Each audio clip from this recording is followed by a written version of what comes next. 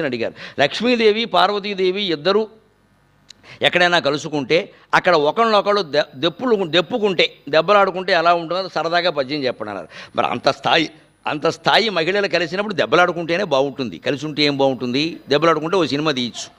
కలిసి ఉంటే ఏం సినిమా తీస్తావు?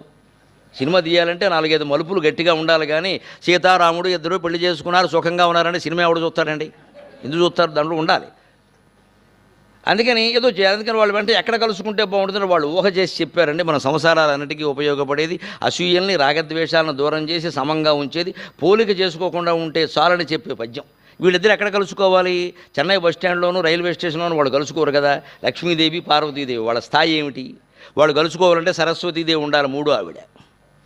అందుకని ఆ సరస్వతీదేవి శ్రావణ మాసం నోవును వచ్చింది. ఆవిడ నోచకూడదు, ఆ దేవత అయితే మాత్రం ఆవిడ నోచే నువ్వు ఆవిడ వచ్చింది. దానికి వీళ్ళిద్దరిని పిలిచింది. మరి ముత్తైదువులు కదా, శచీదేవిని పిలిచింది, ఇంద్రుడు భార్య. మన్మధుడు